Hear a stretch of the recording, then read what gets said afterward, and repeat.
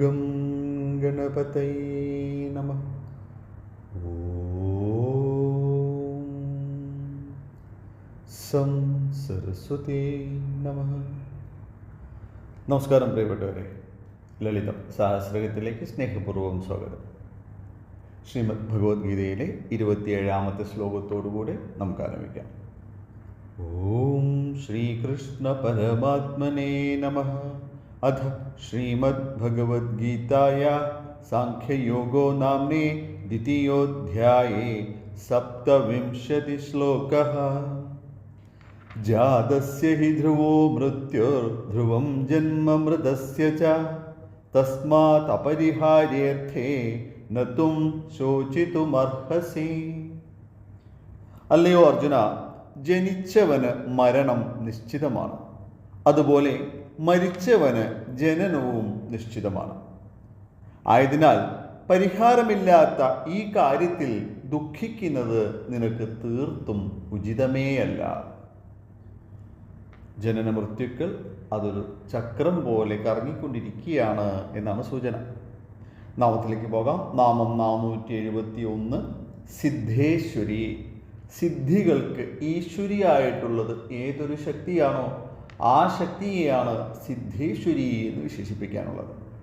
സിദ്ധ എന്ന വാക്കിന് ഐന്ദ്രജാലികൻ, സന്നദ്ധതയുള്ളത്, വാസ്തവം, മുട്ടുക, ആനന്ദതുന്തിലമായത്, ശക്തിമത്തായത്, അഭേദ്യമായത്, കീഴടക്കപ്പെട്ടത്, അങ്ങനെ നിരവധി അർത്ഥങ്ങളാണ്. സിദ്ധ എന്ന വാക്കിനുള്ള ഏകമായത് എന്ന അർത്ഥത്തോടുകൂടി നമുക്ക് തുടങ്ങാം. ഏകമായിട്ടുള്ള ഈശ്വരീയതയെ നിർവചിക്കുകയാണ് നാമം. പ്രപഞ്ച സൃഷ്ടികൾ ഇങ്ങനെയൊക്കെ അനാവരണം ചെയ്യപ്പെടുന്നുണ്ട് എങ്കിലും അതിലെ ഈശ്വരീയത ഒന്നു മാത്രമാണ് എന്നാണ് ഇതിലൂടെയുള്ള ഉദ്ബോധനം. നാമവിസ്താരങ്ങളിൽ ഇടയ്ക്കിടെ ഇങ്ങനെയുള്ള ഓർമ്മപ്പെടുത്തലുകൾ ഉണ്ടായിക്കൊണ്ടേയിരിക്കുന്നുണ്ട്. കാരണം നാം മൂലത്തിൽ നിന്ന് വ്യതിചലിക്കരുത് എന്ന തത്വമാണ് അവിടെയെല്ലാം ഉള്ളത്. ഏത് ദേവിയെയും ദേവനെയും ഒക്കെ നിങ്ങൾ ആരാധിച്ചോളൂ, എന്നാൽ തന്നെ അതെല്ലാം ഒന്നിലേക്കാണ്, അല്ലെങ്കിൽ ഒരേ ഒരു ആരാധന സ്വരൂപമാണ് ഉള്ളത് എന്നത് മനസ്സിലാക്കിക്കുകയാണ് നമ്മളെ. കൂടാതെ അഭേദ്യമാണ് ഈശ്വരീയത എന്ന് പറയുന്നത്. അത് ഓരോരോ സൃഷ്ടികളിലും ആനന്ദതുന്തിലമാണ്. ഒരു ഇന്ദ്രജാലക്കാരനെ പോലെ നമ്മെ ചുറ്റിയുള്ള ആ പ്രകൃതി തന്നെയാണ് നമുക്ക് മഹാഗുരു. ശ്രീമദ് ഭാഗവതത്തിലെ ഗുരു പരാമർശമൊക്കെ ഇതിനോട് ചേർത്ത് വായിക്കണം കേട്ടോ. അതെല്ലാം നേരത്തെ നമ്മളിവിടെ സൂചിപ്പിച്ചിട്ടുണ്ടായിരുന്നു. പിന്നെയുള്ളത് അഷ്ടസിദ്ധികളുടെ ഈശ്വരിയെ വർണ്ണിക്കുന്നതാണ്. അഷ്ടസിദ്ധികൾ ഏതൊക്കെയാണ്? അണിമ, മഹിമ, ലഖിമ, ഗരിമ, ഈശിത്വം, വശിത്വം, പ്രാപ്തി, പ്രാകാശ്യം. ഇവ നേടിക്കഴിഞ്ഞാൽ അവൻ അല്ലെങ്കിൽ അവള് സിദ്ധൻ അല്ലെങ്കിൽ സിദ്ധയായിട്ട് മാറും. തീർത്തും ലളിതമായിട്ട് നമുക്ക് തന്നെ ഒന്ന് വിഗ്രഹിച്ച് നോക്കാം. ആഗ്രഹം പോലെ ചെറുതാവാനുള്ള കഴിവാണ് അണിമ എന്ന് പ്രസിദ്ധമാണ്, അല്ലേ? എന്താണത്? അങ്ങനെ പറയുമ്പോൾ ആകാരം കൊണ്ടാണ് എന്ന് തെറ്റിദ്ധരിച്ചു പോകരുത്. ഇന്നത്തെ കാലത്ത് അതൊന്നും പ്രാവർത്തികമല്ല. ആയതിനാൽ പ്രതികൂലമായ ഏതു പരിതസ്ഥിതിയിലും പൊരുത്തപ്പെടാനുള്ള കഴിവാണ് അണിമ എന്നതുകൊണ്ട് ഉദ്ദേശിക്കേണ്ടത്. ആകാരം ചെറുതാക്കാനും വലുതാക്കാനും അങ്ങനെ മാത്രമേ സാധിക്കുകയുള്ളൂ. ഇഷ്ടാനുസരണം വലുതാവാനുള്ള കഴിവാണ് മഹിമ. അതായത് തൻ്റെ അറിവിൻ്റെ വലിപ്പത്താൽ എവിടെ ചെന്നാലും ഉയരുവാനുള്ള കഴിവാണ് അതുകൊണ്ട് ഉദ്ദേശിക്കുന്നത്. ഇനി ലഘിമയിലേക്ക് വരുമ്പോഴോ, ഭാരമില്ലാത്തതായിട്ട് മാറുവാനുള്ള കഴിവാണ് ലഘിമ എന്ന് പറയാറുണ്ട്, ഇല്ലേ? തൻ്റെ എളിമയാലാണ് അത് സാധ്യമാവുന്നത് എന്ന് മനസ്സിലാക്കാം. ഇനിയോ ഭാരമുള്ളതായിട്ട് മാറാനുള്ള കഴിവുണ്ട്. അതിനെയാണ് ഗരിമ എന്ന് പറയുന്നത്. എങ്ങനെയാണത്? തൻ്റെ ആത്മാഭിമാനത്താലും ആത്മസമർപ്പണത്താലുമാണ് അത് സുസാധമാകുന്നത് ഒരു വ്യക്തിക്ക്. ഏതൊരാളെയും തൻ്റെ ഇഷ്ടത്തിനനുസരിച്ച് കൊണ്ടുവരാനുള്ള കഴിവിനെയാണ് ഈശുത്വം എന്ന് പറയുന്നത്. വ്യക്തിത്വത്തിൻ്റെ മാസ്മരികതയാൽ, നിർലോഭമായ സ്നേഹത്താൽ അങ്ങനെയൊക്കെ ഇത് സാധ്യമാകുന്നതാണ്. ഏവരെയും വശീകരിക്കുവാനുള്ള കഴിവുണ്ടാകുമ്പോൾ വശിത്വം ചേർന്ന് കഴിഞ്ഞു. ഇങ്ങനെയാണ് സംഭവിക്കുക. ഉദാരത, നിസ്വാർത്ഥത എന്നീ ഗുണങ്ങളാലാണ് ഏതൊരാളെയും വശീകരിക്കുവാൻ സാധിക്കുന്നത്.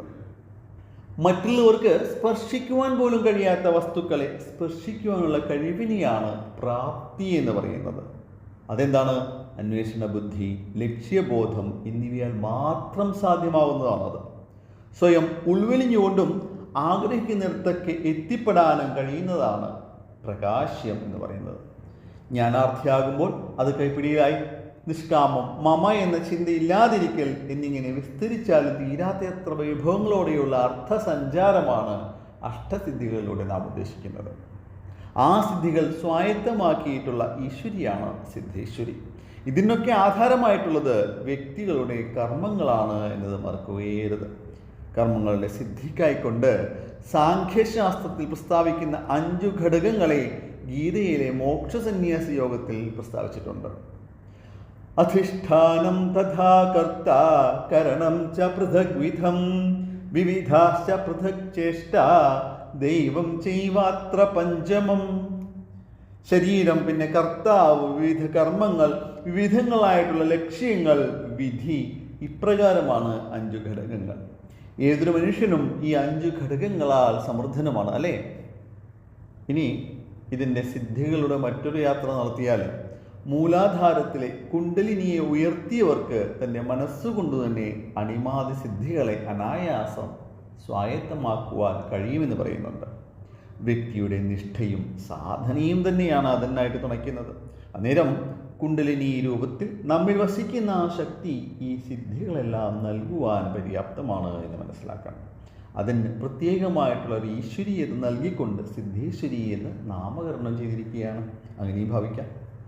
നമുക്കുള്ളിൽ തന്നെയുള്ള ആ ശക്തിയെ കണ്ടെത്തുവാനും പരിപോഷിപ്പിക്കുവാനും മനുഷ്യൻ കണ്ടെത്തിയ മാർഗമാണ് ഇതെല്ലാം.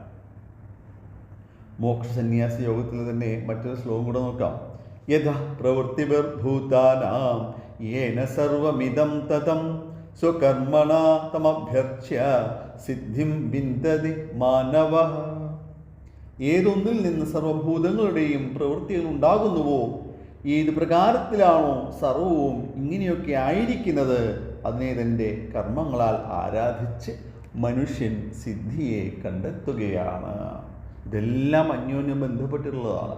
ഗീതയായാലും ഉപനിഷത്തായാലും വേദങ്ങളായാലും എല്ലാം അന്യോന്യം ബന്ധമുള്ളതാണ്. ഇവയിൽ നിന്നൊക്കെയാണ് നമ്മുടെ നാമങ്ങളിലെ ഓരോരോ വ്യാഖ്യാനങ്ങൾ നമുക്ക് കിട്ടുന്നത്. നാം ഇവിടെ അവസാനിപ്പിക്കാം.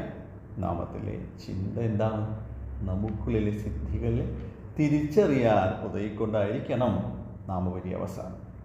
നമസ്കാര ശബ്ദം. ഓം സിദ്ധേശ്വരീ നമഃ. നന്ദി, നമസ്കാരം. സർവം ജഗദംബാർപ്പണമസ്തു. അന്യഥാ ശരണം നാസ്തി ത്വമേവ ശരണം മമ. തസ്മാത് കാരുണ്യഭാവേന രക്ഷ രക്ഷ മഹേശ്വരി. ഓം.